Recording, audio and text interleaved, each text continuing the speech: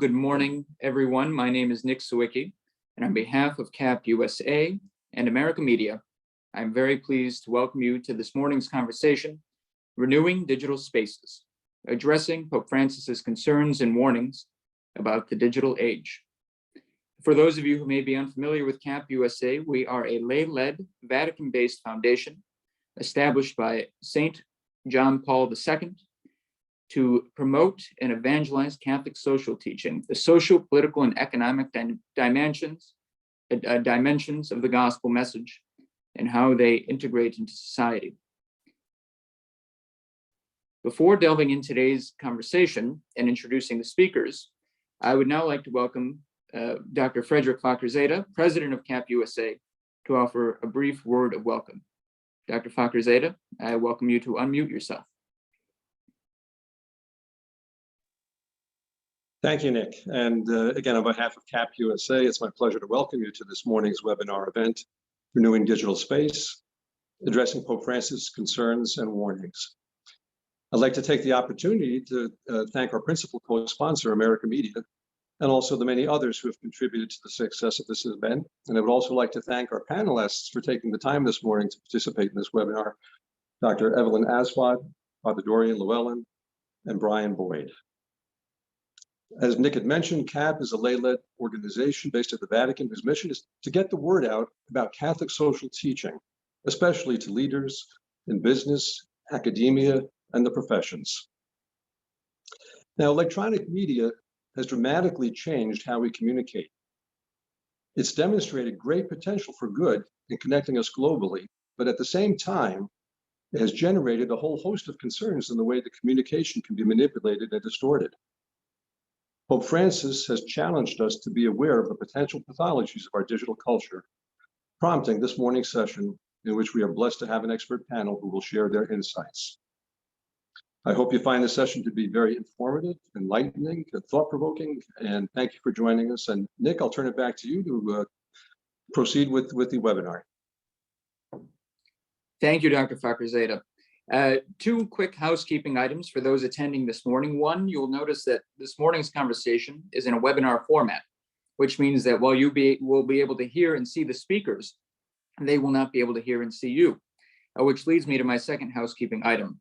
If there will be a question and answer period toward the end of today's conversation, and I would encourage anyone who has questions throughout the course of this morning's talks and conversation to use the Q&A button located on the screen. The Q&A button, not the chat. We'll be able to keep better track of questions that way and to make sure that as many are answered as time allows.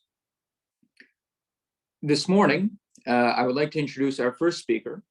Professor Evelyn Aswad is Professor of Law and Herman G. Kaiser Chair in International Law at the University of Oklahoma College of Law. A graduate of Georgetown University and of Georgetown Law Center, Professor Aswad serves as Director of the Center for International Business and Human Rights, and she also serves on the Independent Oversight Board of Facebook.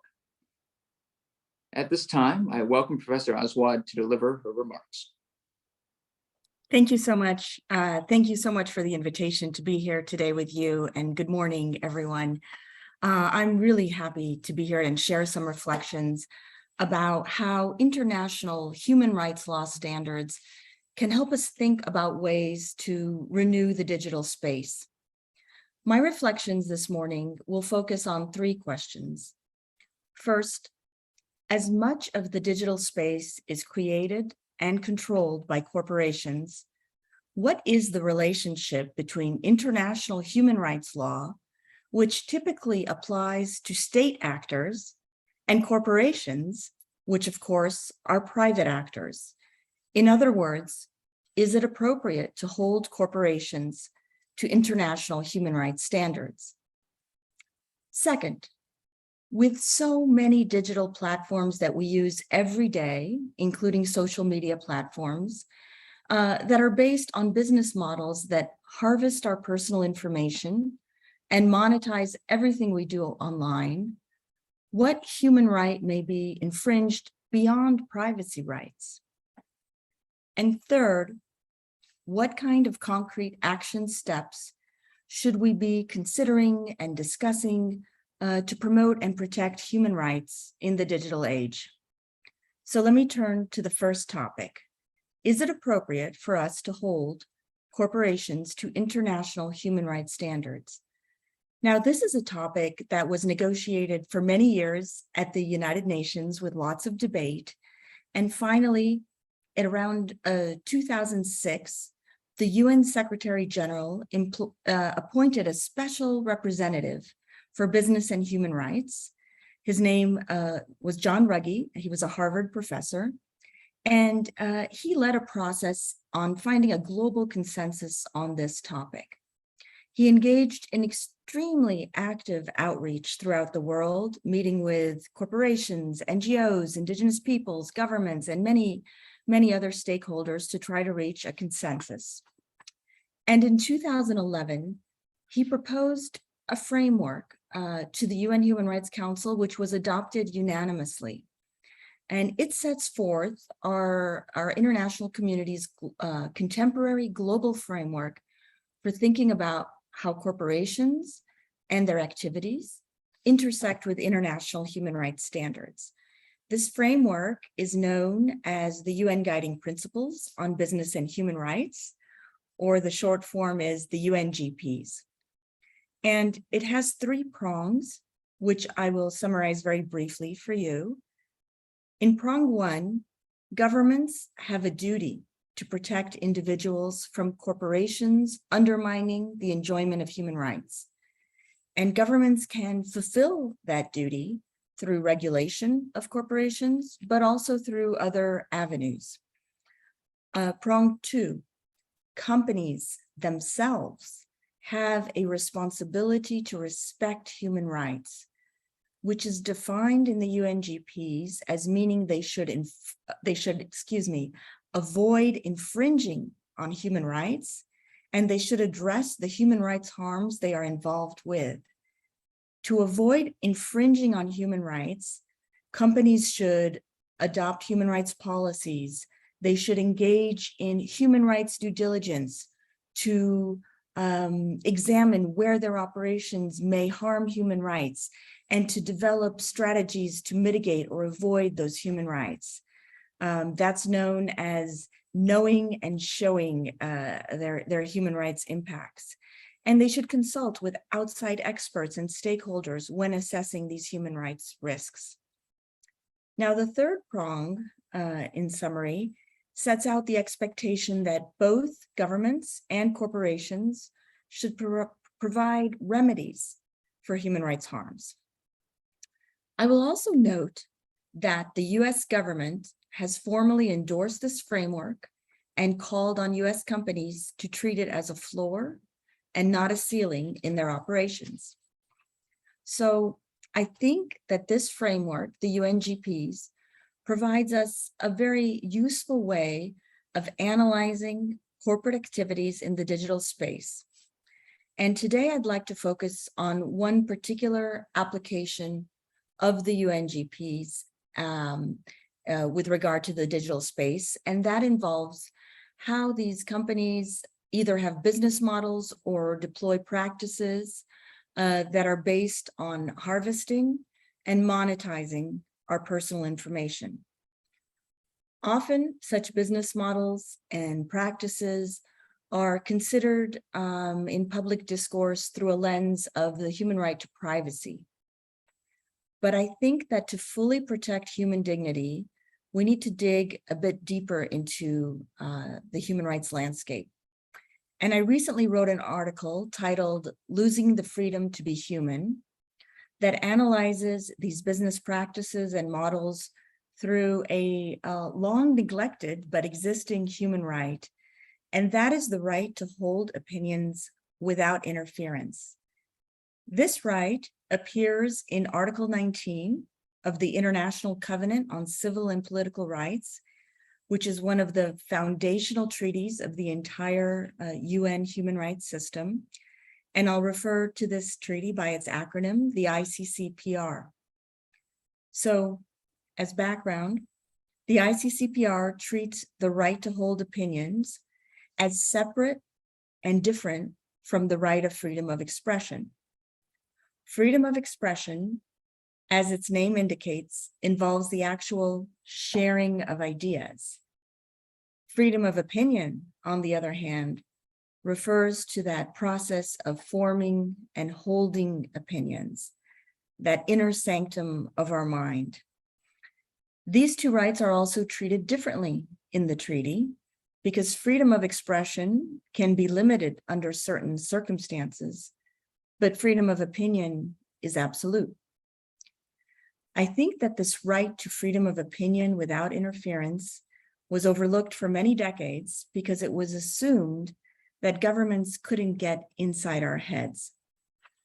But in the digital age, with business models based on harvesting and sharing personal information, we do need to ask the question about whether tech companies are infringing on this right.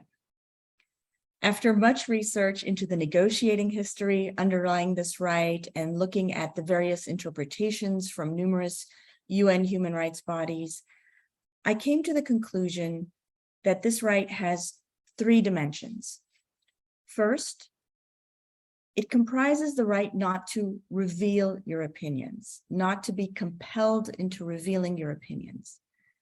Second, it includes the right not to be penalized for your inner thoughts.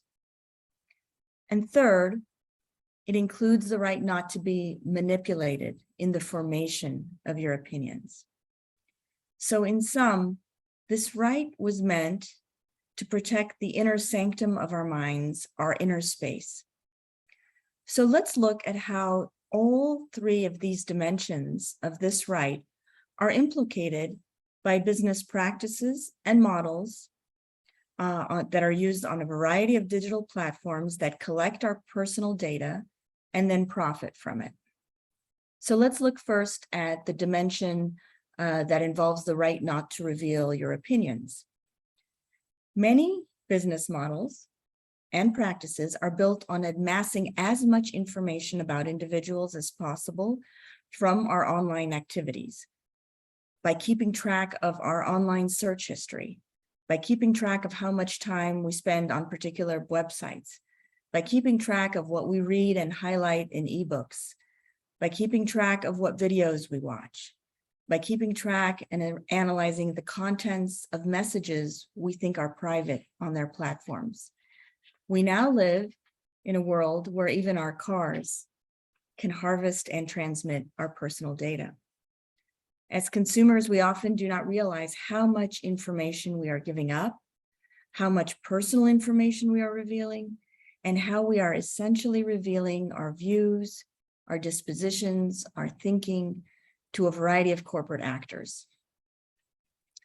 So now let's turn to the second prong, the right not to be penalized for views held in the sacred interior of one's mind. This right is infringed when companies use that data from their surveillance activities to discriminate amongst consumers, which is, after all, the entire point of harvesting all this data in the first place. They harvest this data to offer us differing advertisements, differing deals, different information. For example, it was reported in 2020 that an insurance company was calculating the rates it charged consumers based on an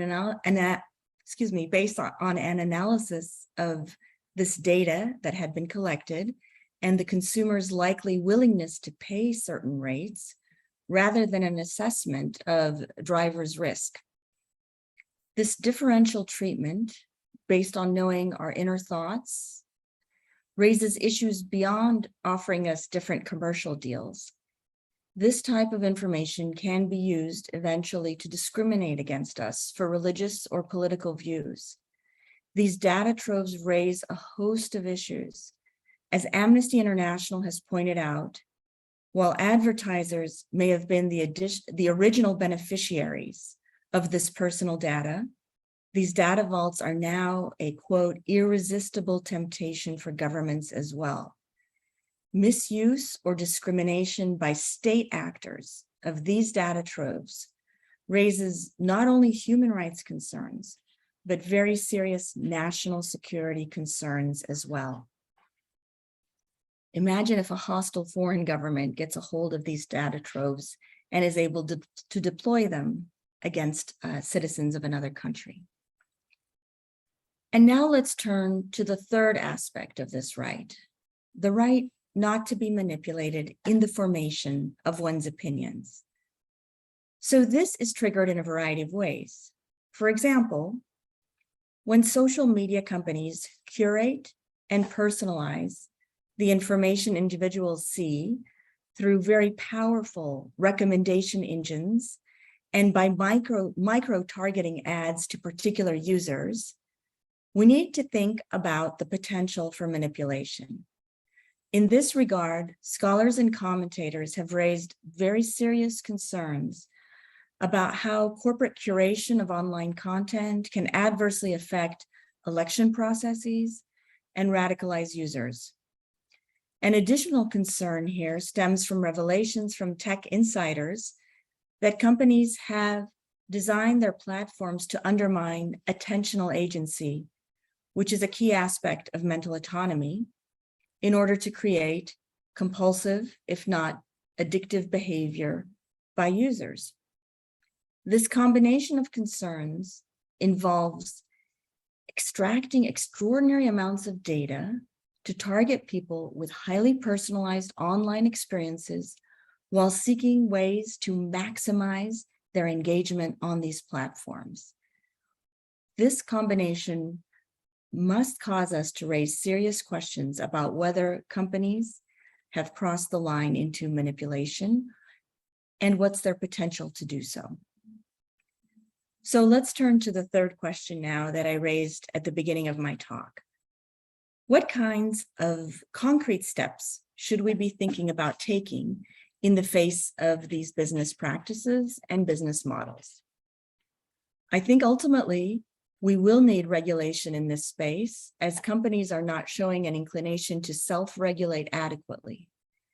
An NGO called Ranking Digital Rights has put out some very interesting proposals for such legislation, such as limiting the data collection and retention practices to the minimum needed to deliver a particular service, mandating that targeted advertising not be the primary purpose of a platform, unless that's made extremely clear to users, mandating disclosure of content shaping algorithms, including what they optimize for, giving users a choice in changing the variables involved in the algorithms that target information to them.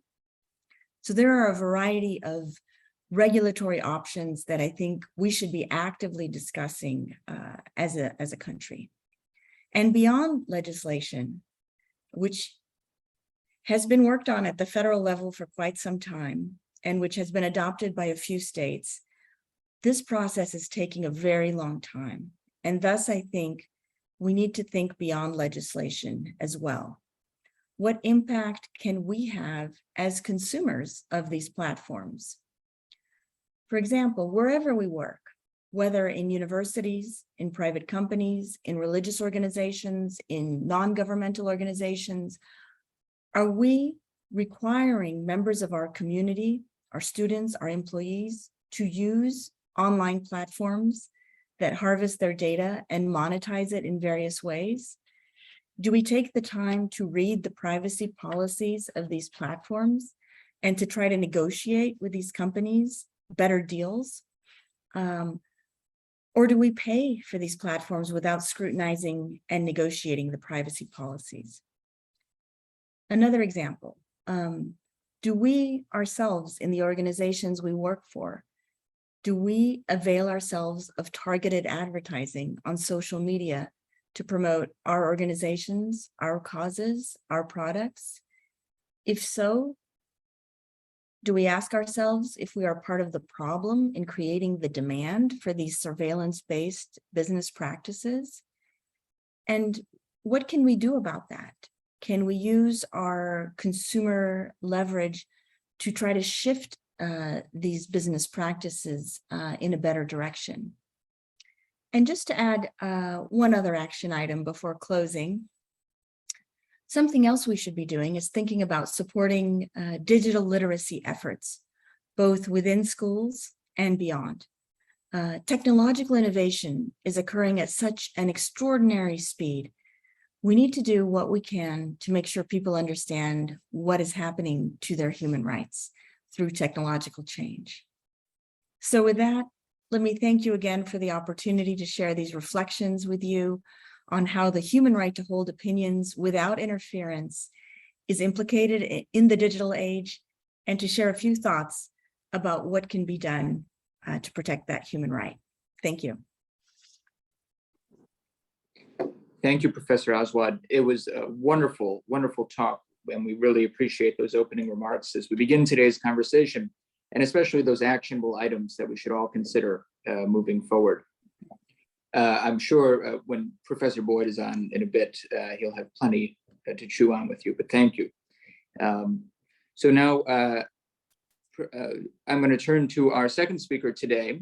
Father Dorian Llywelyn is a member of the Society of Jesus and serves as the president of the Institute of Advanced Catholic Studies at the University of Southern California. A noted author and theologian, Father Dorian, and this is the best fact I've come across in a while, is the first Welsh Jesuit since 1684. And he just informed me before we began today that his predecessor was hanged, drawn, and quartered. We are glad that he has revived the Welsh Jesuit tradition and are similarly glad for so far different results. At this time, I would welcome Father Dorian to unmute himself and to offer his remarks for today's conversation. Father. Thank you so much, and good morning, everybody. Let me read you a little summary of some concerns that Pope Francis expressed in the encyclical Fratelli Tutti, really, in which he calls for a more integral form of human communication. So he's concerned, he offers caveats about fundamentally about five areas, one of which is political manipulation. We certainly heard Professor Aswad's reference to that. Secondly, a community of only the like-minded. Let me come back to that later on. Addiction, we've already heard about the deliberate use of addictive technology here. Fourth, a loss of real community. I want to talk about that. And then damage to our humanity. So Pope Francis says we cannot accept a digital world designed to exploit our weaknesses and to bring out the worst in people. Now, when I read that, I thought, is that actually so? Because if we think about today, we've been talking really about communications technology, but it actually bleeds out actually into the whole digital sector. We are, I think, in what Klaus Schwab refers to the fourth industrial revolution. And as indeed in all of revolutions, there are positives as well as negative. So if we think about the connectivity has allowed communities to emerge. It has brought individuals together out of isolation. AI is not only manipulative, it also is highly important in science. It's emerging, it's reshaping many fields. New technologies include biotechnology, medicine, nanotechnology, and indeed quantum technologies as well, which work not only in business sectors, educations, and human health. There are things which are actually inconceivable, which would have been inconceivable even 5 years ago. As Professor Aswad pointed out, this moves incredibly quickly, which is often an advantage, but it also includes some significant disadvantage as well.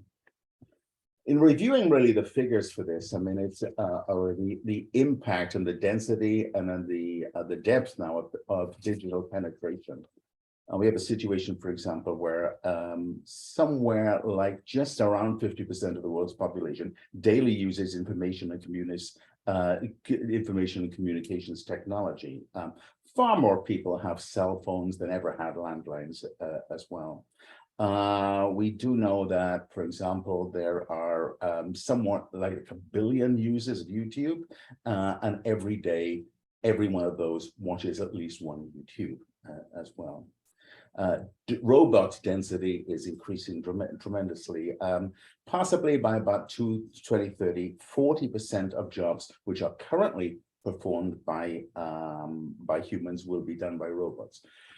All of which I want to say is that the world is changing very, very rapidly. And I think because of the rapidity of that change, the question of how governments, how societies as a whole, and also how the church responds to that, we're somewhat caught behind by the pace of things. What I want to say is that I look at this from the point of view of the church as well. I mean, we are specialists in really, I think, in what we would call the human soul or the spirit. We have many smart people who are involved in the church. The world mind of knowledge creation and invention, exchange of information has all been facilitated by the development of communications technology. Health has been revolutionized by there as well. The piece that I wonder about, and in fact, Evelyn did refer to this in her talk, is really what I think she talks about the sanctum or the sanctity of the human person as well. I worked for a number of years, I lived for a number of years in Silicon Valley, and I have to say that people are quite good at talking about mind. They're quite good about talking about the body. They're not good about talking about the spirit. And I think this is where we can add in. I mean, the church can add in, has some important insights and historical ones, which are rooted in 2,000 years of being doctors of the human soul. So today, this is being hosted by CAPP-USA, which is there, as we heard earlier, to promote the principles of Catholic social teaching. 3 principles of that are human dignity, solidarity, and subsidiarity. All of those, I think, have important things to say within this field. The question for us, I think, is the question: what is emerging? What does it actually mean to be human? You know, and then how is being human being changed through technology? Can we influence that evolution? We know, and we have known for some time, that the daily use of communication, of technology, looking into these little boxes of wire and plastic, is actually changing the brains and the way that our brains work. Secondly, one of the principles is solidarity, that is being together with other people, understanding that it's not just me, and I have responsibilities towards others. The question I think that Pope Francis is talking about in Fratelli Tutti is the question of the quality of communications, the quality of relationships. I think he says at one point that there are digital relationships are not real relationships as well.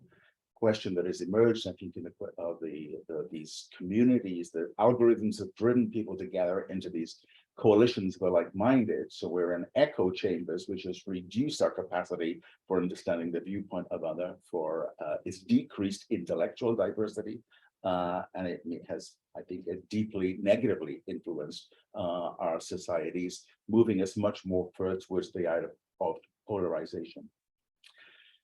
One of the problems I think that we have to do here is try to find common ground amongst each other with other people. So here, when I talk about common ground, this discussion is a complex discussion because of the deep penetration of technology into all sectors of society. When you talk to people who work in technology, the designers, engineers, and business people, the question of human, it's when I say the human spirit actually does not they're not trained in that thing, and it doesn't mean that they actually talk about that a great deal. There was a conference, I believe, in 2019 run by the Pontifical Council for Culture. And at one of those, some big wig from technology came and said, look, I need to tell you, I'm in this business to make money.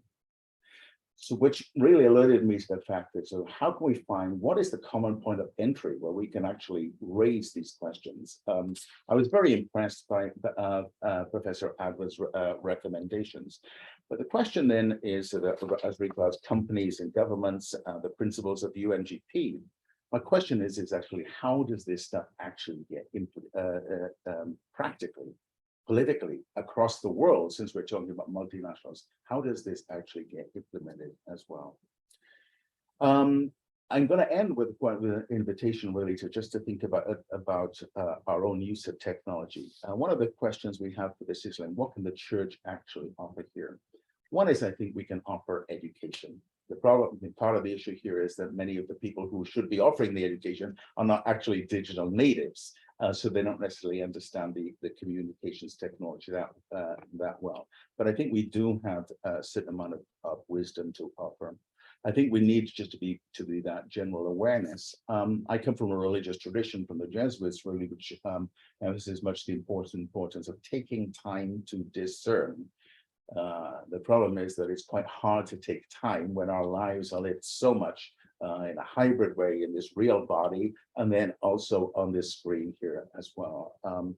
So it's an invitation to conversation. I think there is an increased awareness of the deleterious effects of this. I just read this morning on the BBC a dreadful story. It's so sad, of a young girl who committed suicide and self-harmed because of her use of technology. The ethics person from that particular company, which she used an awful lot, was actually in court this morning and said that she did not know of any research into the deleterious effects of looking at materials and self-harming, to which I want to say, if you don't know that, you should. That's your job.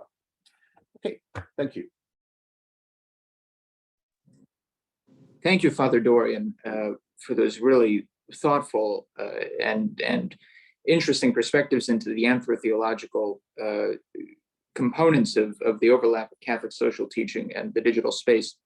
At this time, I'd invite Professor Aswad to rejoin us, and I'll be welcoming in a moment Dr. Brian Boyd, who is our moderator for today's conversation. Dr. Boyd is a recent graduate of the University of Notre Dame with a doctoral degree in moral theology. He is currently a postdoctoral teaching fellow at Notre Dame, but as of January, he will begin as a James Buchanan Fellow at George Mason University. I now leave it in Dr. Boyd's good and capable hands as we navigate today's conversation. And I would just remind folks that if you have questions throughout today's conversation, please put them in the Q&A function so that way we can answer them toward the end of today's conversation. Thank you so much. Hello, everyone. It's a pleasure to be speaking with you. If I could begin with a couple of questions for both of our speakers, because there's just so much of an interesting overlap between the different topics. To begin with, Father Dorian, you mentioned the importance of education. What other roles would each of you like to see the institutional church playing in response to the issues you raised? And also, how can individual Catholics help encourage the church to act? Professor Aswad, do you like to jump in? No, please go ahead, Father Dorian. So I've talked about education. I think awareness, first of all. I did say that I think the church, by which I mean the leadership of the church, is actually interested and aware of these topics. However, I don't think it is well set up to address the topic. There are too many people who are doing fragmented things. I would welcome a real deep, I'd welcome a synod on information technology, okay? Simply because I think that the impact of it is so deep. I think as individual Catholics, it's simply to be aware of some of the things that Professor Aswad has talked about. I think people would be deeply shocked, frankly, to realize. I mean, I think we, as people who are a little more specialized in this, we have been, I'm sure Professor Aswad and I both know about the deliberate use of addiction-producing technologies. I'm not sure that many people do. Some of the facts and figures are very, very important again. So I think education is there. I think there are practices that that the church has. That there is a practice of fasting, a one-day fasting from the internet, as hard as it is to do, is remarkably beneficial.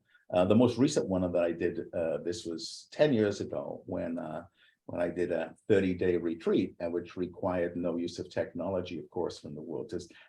It was remarkable, and it really made me realize how much that addictive technology, or to the degree to which I've become a hybrid person who has lived some of his life online, to the degree that that it penetrated.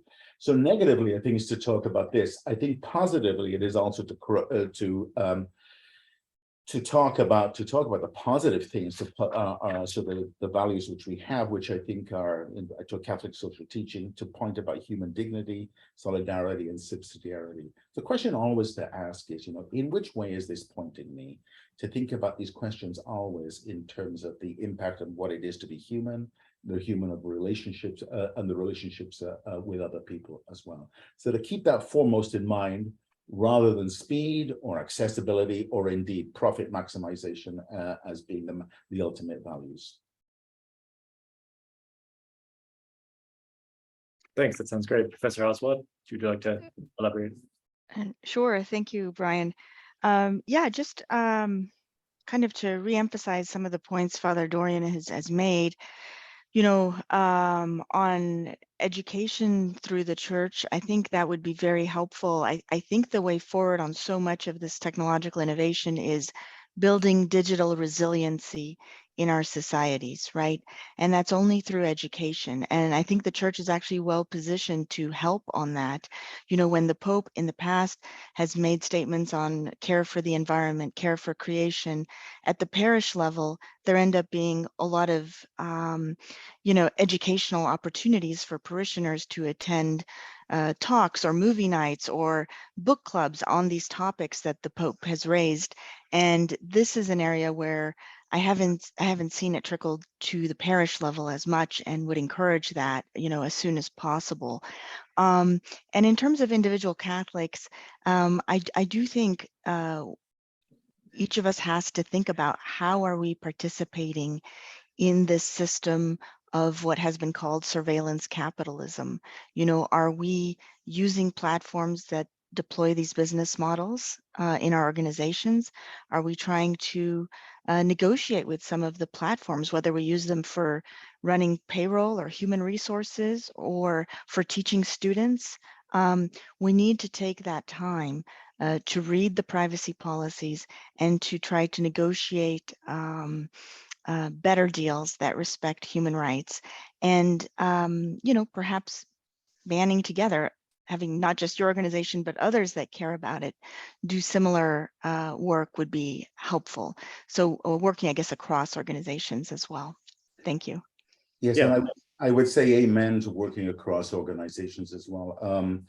Integrating perspectives from ethics, from law, from industry as well, because these are complex questions. Always the implementation is the problem. So I welcome, for example, the government looking now, for example, European governments are looking at tax, for example, how much tax does Amazon pay, or in the use of the Meta group of companies, which is so influential, who's doing the vigilating there? So I think there is a governmental awareness. Something is shifting here. It's kind of late in the day. It would be good if the church could add its own voice to that as well. Yeah, speaking about the church, speaking up with a distinctive voice, thanks to both. I think there's an interesting reversal I've noticed, that since Vatican II, the church kind of very emphatically repudiated the slogan, "Error has no rights." And we've taken the lead in promoting freedom of religion and freedom of conscience. Yeah. Now, as Professor Aswad was saying, the threat to free expression is coming from the secular world, from corporations threatening our free holding of opinions. So what uniquely Catholic insight on the nature of freedom do we have to offer, whether it's in Silicon Valley or our neighbors in general? I appreciate talking about subsidiarity and human dignity. What about freedom could we emphasize? In what way is it to be understood? Professor Aswad, do you want to jump into here? Yeah. Oh, sure. I'll jump in quickly. I mean, something that came to mind for me was a theme that was imparted to me through many years at Georgetown, which was what a gift it was that our Creator had given us free will, that this was this incredible, enormous gift that we had been given. And when we look at these business models, I think through the right to hold opinions without interference, I think it would energize people more than privacy, because it seems society has been a little blasé about privacy issues. They've said, I like getting targeted ads. I like not looking at all the shoes. I like looking at shoes that are, my type of shoe. But when you look at it through the right to hold opinions without interference, you're really looking at interfering with the inner sanctum and potentially free will at some point. And I think that is an insight from Catholic Church teaching that the Catholic Church could bring to this discussion, could raise serious questions about, and could help, move the discussion forward in this regard. I would say that I would add also, Evelyn, that for a Catholic point of view, freedom is not only freedom from my freedom to do exactly what I want, which is a kind of a very an extreme version of a sort of an Enlightenment understanding of freedom. It's also deeply tied in with responsibility. So it's freedom for. So those two always need to be balanced. I think one of the illusory things about technologies which is why they're so addictive, is that they provide apparent freedom of information, freedom for me to go browsing into different old parts of the world, and there. It doesn't necessarily bring about a sense of interpersonal responsibility, because the communication is a simulacrum of communication. The question, and I'm very much agreeing with what Pope Francis says in Fratelli Tutti, I wonder about the quality of relationships in which responsibility is an essential element, if they are to be real human relations.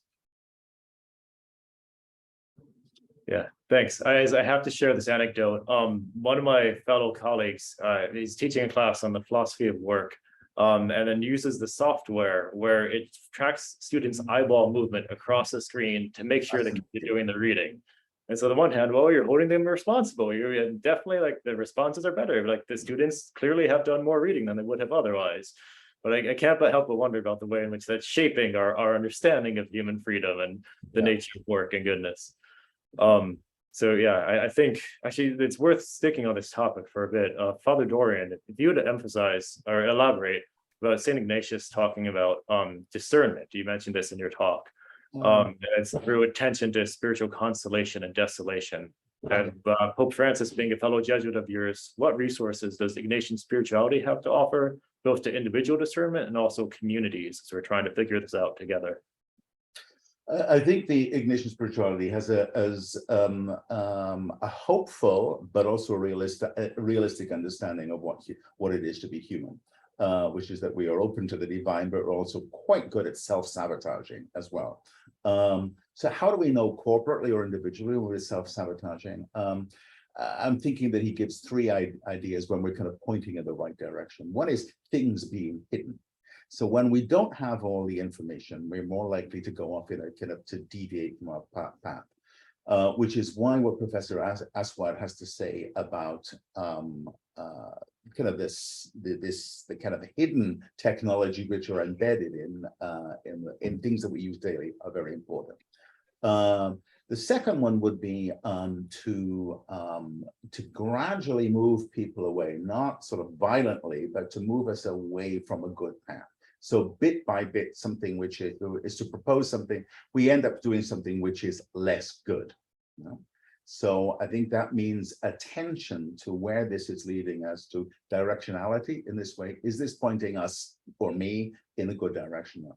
And the third one, which is I think is all about Twitter storms, which is that when we are being pushed in or we are self-pushing in a negative direction, we're likely to meet a lot of noise. And a lot of noise and resistance there. So I think there are, I think those are sort of the insights of being able to discern, is this pointing us into the right direction or is it not?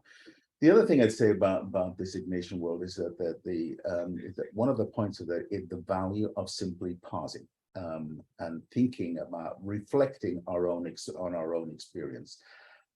Technology does not allow us, it does not invite us to pause, because pauses cannot be monetized.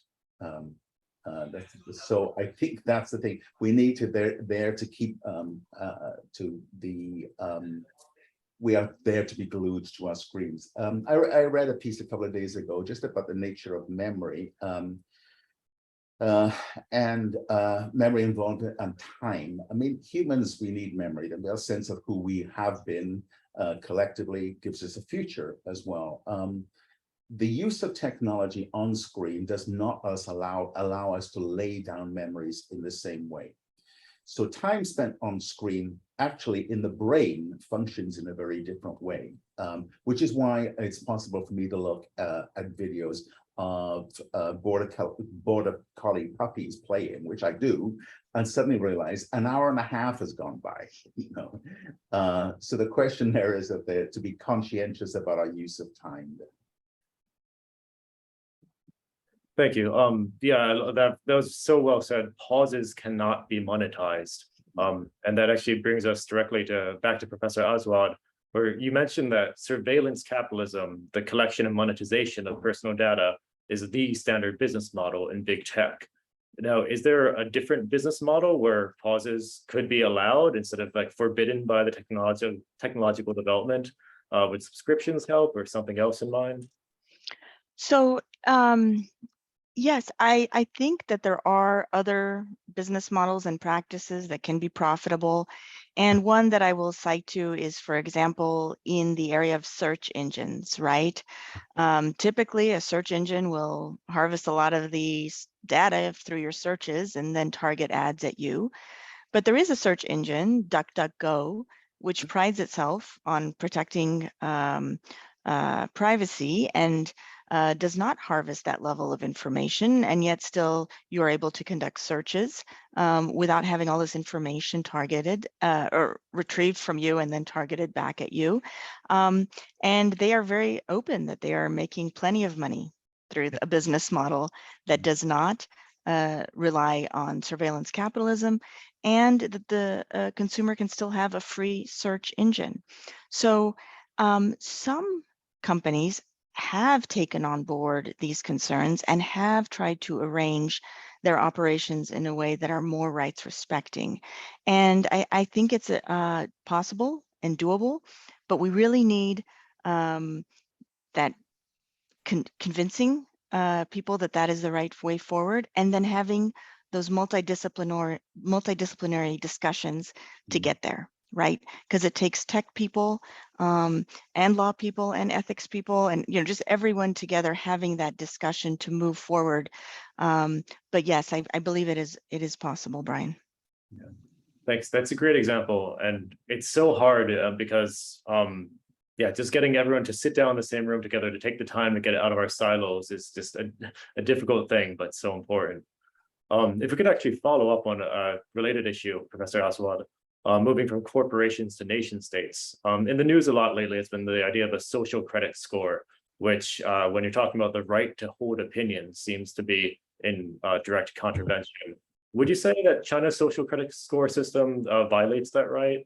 And for people like Edward Snowden who are concerned that the United States is heading in that direction with a central bank digital currency, what would you have to say?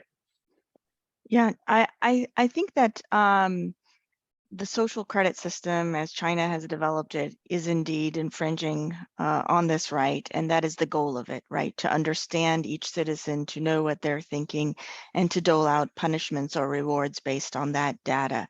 And so, many human rights groups have criticized the social credit system. And I think, as Americans, we should be wary of doing anything that heads down that path. And, many scholars and commentators have already noted that the fact that American companies hold these data troves already about us already puts us in danger, right, of their misuse and deployment against us in a variety of ways, whether by political operatives or hacking by a foreign country or misuse one day by the government. So I do think it is a very serious caution that we need to think about, discuss openly, promote digital literacy so people can engage and actively make this a topic we all engage on. I'm just, as I'm talking, I'm thinking about a book by Ian Bremmer, who, assesses international political risk. And he has a recent book that he says, there's 3 global challenges that we need to all solve together, or we're all gonna fall together. And one is better coordination on pandemics. Another is climate change. And the third is dealing with the rate of technological innovation. And I think this squarely falls into that bucket, right? Keeping up with how quickly things are changing technologically and what are the potential pitfalls of where we're headed if we don't deal in a very engaged manner sooner rather than later. So thank you for the question, Brian. Yeah, I really appreciate your point earlier about the need to have a sunset clause on data collection, that corporations not being able to hold on to it just indefinitely for no particular purpose. It seems like an important regulation. I'm yeah. sorry if I jump in there, Brian. I think that at some level, I'm certainly in favor of Professor Aswad's proposals. But I also wonder if that really addresses what Pope Francis is talking about there in terms of the impact of technology. So even if you are having a search engine such as DuckDuckGo, which is actually ethically appropriate, you're still looking at a screen, you know. So there's something here about, I mean, the technology was set up in the Bay Area. There is, I'm thinking about, you know, Marshall McLuhan's dictum, the medium is the message, you know, which is the technology is it's not innocent in the sense it already includes a message, you know, has its own values there, one of which would be speed of communication is given a prime value. The question of interpersonal relationship doesn't necessarily come into it in there. So I think we need to be what we need to be careful is just about our use of technology anyway, even the most ethically appropriate one. But in terms also, I think of, I did read with great interest the article that Professor Aswad recently authored, and I'm sorry, I'm speaking for you, Evelyn here, but I think what I found very compelling is that the idea is that the suggestion that we are willing to give up our privacy in rewards for the benefits of technology. People don't worry about too much. They worry less about having too much data about them stored in the cloud, as it were. What people are more likely to be alarmed at is the input when people are not less likely to be willing to give up freedom. So I want to return to this question of human freedom, I think, as being central to this discussion. Yeah, if we could elaborate on that, actually, I was going to ask you, I'm fully agreeing with the phrase that the medium itself shapes the way in which we interact. In what ways would you say our embodiment or creatureliness places limits on the use of technology in a rightful manner? Yeah, either through freedom or just. Well, there are ethical considerations of that. I'd go for the anthropological, you know, as we are embodied. And it is to be fully human is not only to have a body, but to be a body as well. So I'm thinking about some of the metaverse, for example, whatever that will turn out to be. I'm thinking about the virtual reality, the use of virtual realities there. I had experienced, I think it was probably now about 3 years ago, in a little chat function when I suddenly realized in the middle of the conversation that I was not speaking to a human person. It was AI, which was generating simulacrum of a human conversation. We all know during the pandemic that Zoom enabled all sorts of communication to go on. But we also realize all of us experience that it has its own limits and it's not the same as really full social engagement. So I think to emphasize the dignity of the human person also involves the dignity of the human body as well. You know, there is this idea of transhumanism, which was quite popular in Silicon Valley. This idea was the idea that you can somehow, in what Pope Francis calls a gnostic way, translate the essence of yourself onto into a computer program and therefore transcend death. So there are illusory messianic claims going on here. The fact that we are human bodies actually puts some humbling and necessary limits on our experience of life. Thank you. Yeah, I wish I could speak of transhumanism in the past tense. He said it was a popular philosophy, and in my understanding, it's an increasingly popular philosophy. So it's important for the church to speak up to defend human nature per se and transcend it through supernature by approaching God as opposed to becoming our own gods. I think we have a few good questions from the audience, so I'm going to turn to that now. Again, if anyone would like to send them in, you please do so in the Q&A function. The first one is that fewer people are attending church in large portions of the Western world. As the life of the young become more entrenched in the digital world and further apart from our communities, using digital tools for educational purposes seems like a must. So if there are many good things that can and need to be done with these tools, what positives do you see through this technology?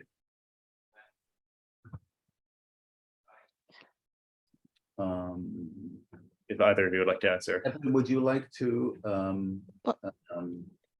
I'll start out with a few thoughts and then turn it over to Father Dorian.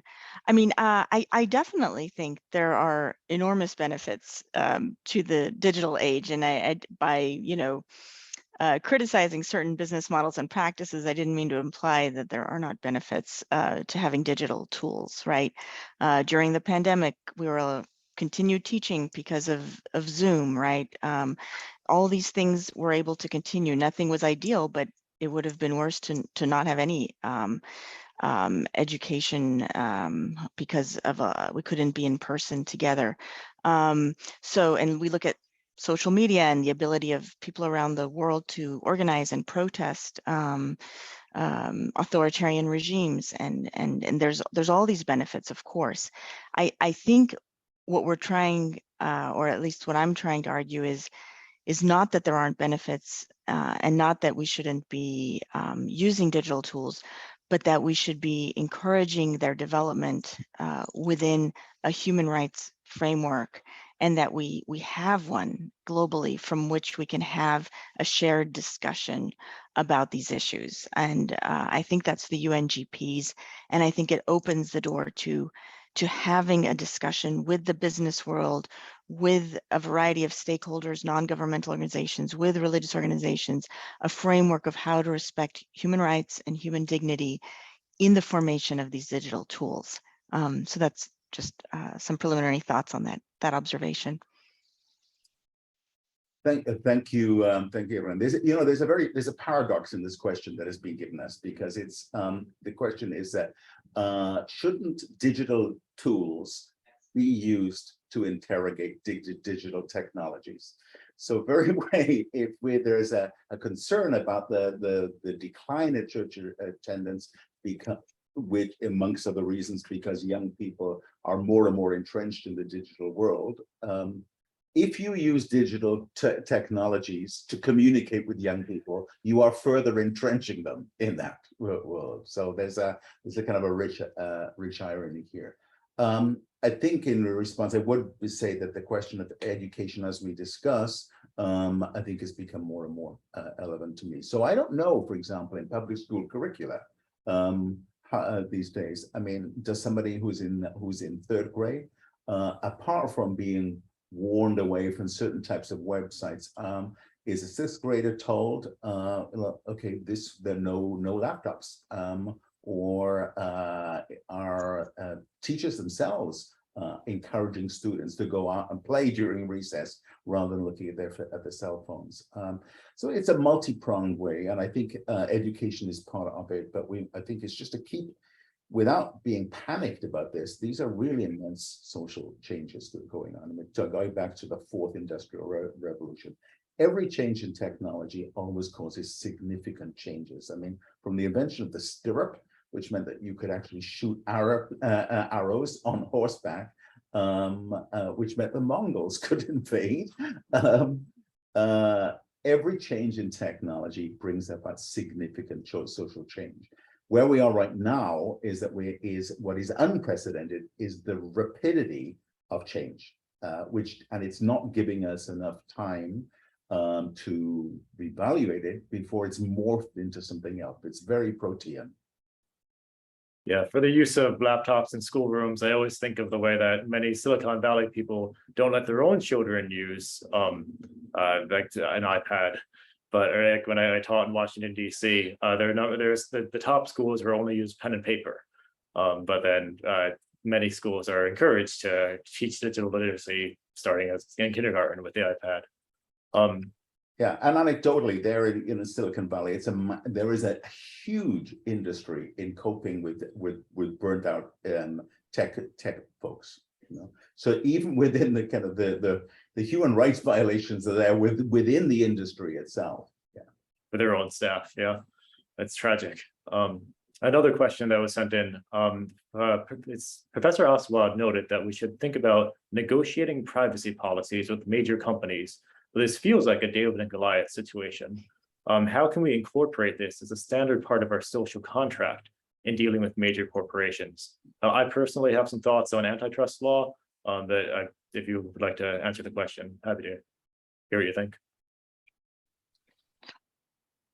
Sure, Brian. I'll jump in, and then why don't you share some thoughts too, and Father Dorian as well. Yeah, so I think on an individual level, it is a David and Goliath kind of feeling, right? And who even has the time on an individual level to read each privacy policy that we're asked to on a daily basis, and what can you do as an individual? But as organizations, as schools, universities require students to use certain online platforms as a part of their education, those schools can either individually or together band together vis-a-vis those platforms and say, we want better privacy protections for the information that you're harvesting and monetizing about our students and our professors. And indeed, some universities have established the position of chief privacy officer with a mandate beyond just what is required by law, since there isn't a lot of law on this yet, and with an eye to looking out for privacy ethics, right? What are these platforms asking of us? Should we be paying for that? Should we be pushing back? So, you know, my message here is, as individuals within organizations, we can push our organizations to look at these privacy policies more systemically, and perhaps across organizations work together to push back.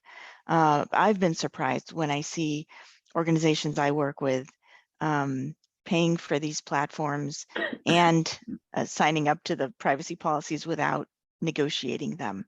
So it's not that it's free and you get a bad deal on privacy, it's that you're paying money and you get a bad deal on privacy. So I guess one thing that would be a first step for many organizations is to develop that type of role of chief privacy officer who has the mandate beyond assessing legal issues involving privacy and more into an ethics, wearing more of an ethics hat. But Brian, did you want to share some antitrust options people can look at? Yeah.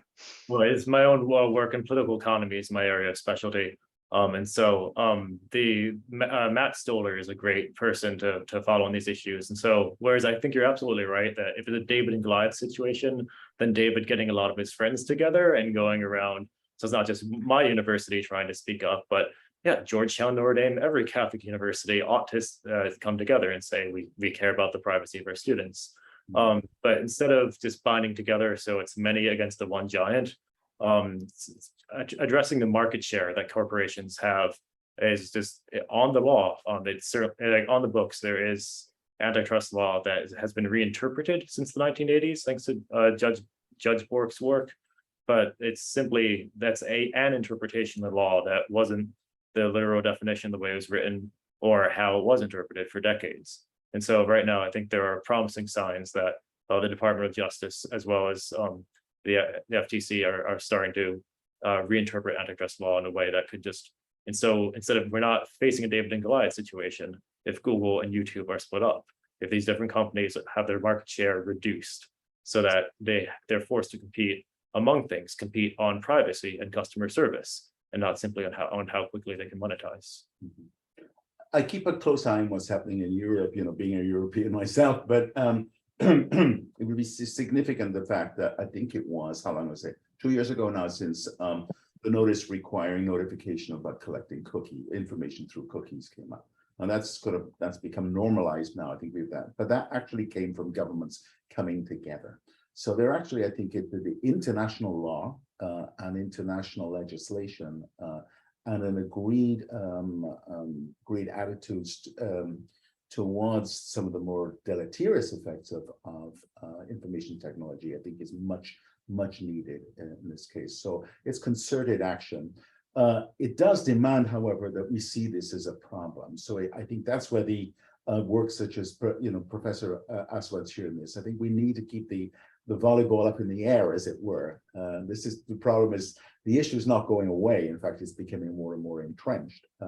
So public awareness of this, I think, is really, really important, so that can get into the political sphere, so that one can ask the people one votes for, what are you doing about this as well? So there's concerted political action nationally and internationally that we can do. And also, I think individually and within the organizations with which we can work, we can ask, what is your privacy policy in this thing? And also to refer back to Professor Aswad's article, I found very compelling the fact that I've never opted out of a privacy policy, that is partly, pages and pages. Who has the time to read that? When it's written tiny font, you want to scroll down to the bottom and click and get at the goods, right? Which is there. So in a way, there is a you are discouraged from being familiar with the privacy policy. It's the endless pages on your, on your credit card agreement. Who reads those? It's only the lawyers, So in a way, in the design, so if we are to have an ethical policy on data privacy, it needs to be accessible. It needs to be made easy in the way that spending money and clicking is easy. Thank you. Yeah, I remember when my wife and I bought our house, the bank officer was very annoyed at me for wanting to read the mortgage. I actually flipped through it, but it's a 40-page document. I took 3.5 minutes to look at it, and they were very annoyed that I was wasting their time. It's like, we're not going to change anything regardless of what you say. So, but it's like, well, it's the biggest purchase of my life. Another question from the audience. There's a saying that today we fit ourselves to our tools or technology, as opposed to finding the tool that fits ourselves. Would you say that's right? Do you have thoughts in that direction, either of you?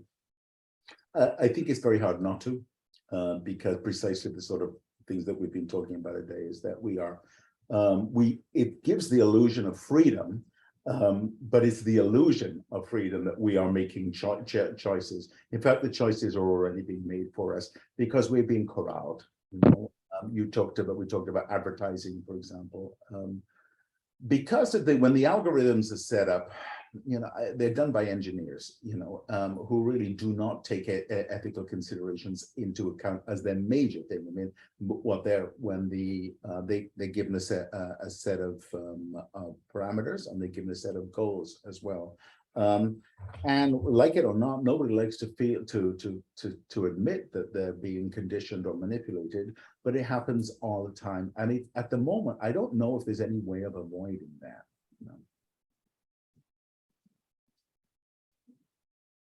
So we have become technology-shaped people, a technology-shaped society. All of us are, deal with young people.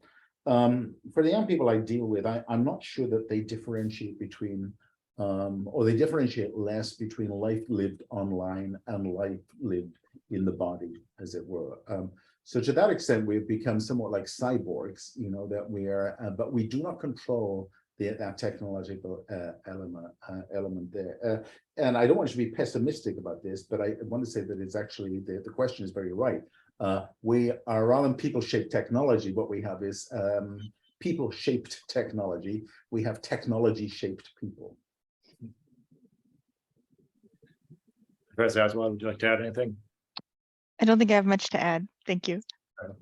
Okay, we have time for just one more question. And so, speaking of not wanting to be pessimistic, the virtue of hope is, of course, one that points us to our supernatural heavenly end. But what signs of hope do you see here on Earth for these topics we've been talking about today? What gives you encouragement that things will become better and not worse? Either of you. I'm pleased that we're having this discussion. you know. I wrote an article recently for the diocesan newspaper just about technology and young people, and it was a journalistic article. I had no negative responses to that, and a lot of positive ones, because it was something that people said that they wanted to hear about, and they wanted the church to take out, you know, to talk about this more. So I think I believe there is an increased awareness of this. I think that the kind of actions that have been taken, the fact that the question is being raised is a sign of hope. I do think that the European Union is further ahead in this than the United States. So I think there are signs of a general disquiet, and I welcome that disquiet. Yeah, well, I welcome this question. I think it's great that we look at what are the signs of hope in this space. And I think for me, it comes from a variety of angles.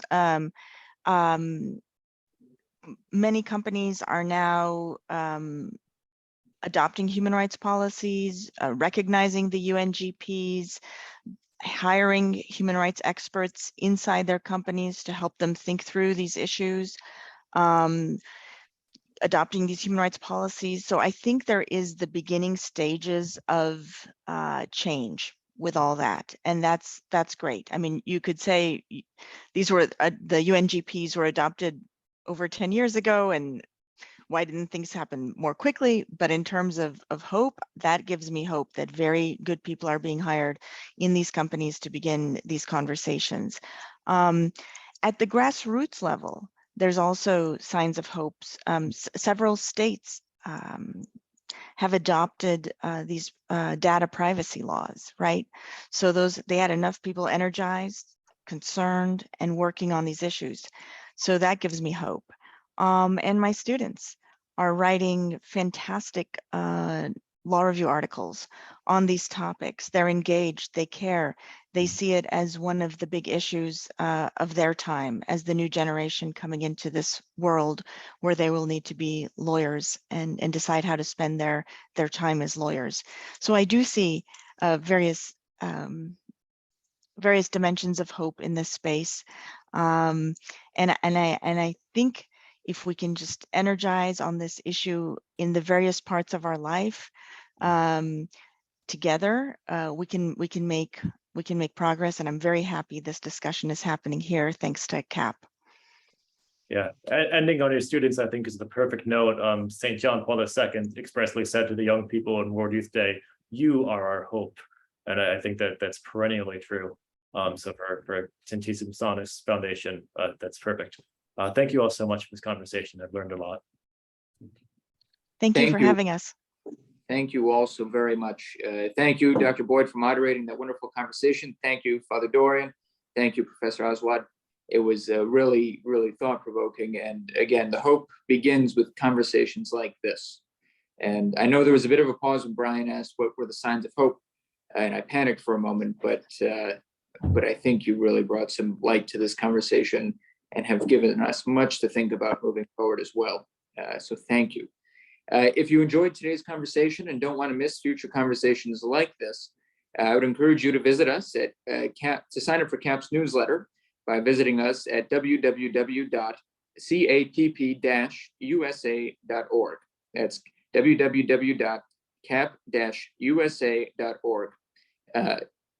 So on behalf of CAPP-USA, thank you again to America Media for sponsoring this, to our many partners who made this event possible, especially the Institute for Advanced Catholic Studies at USC. And thank you to our speakers, and thank you to all of you for joining us. God bless, and we look forward to welcoming you sometime soon. Take care.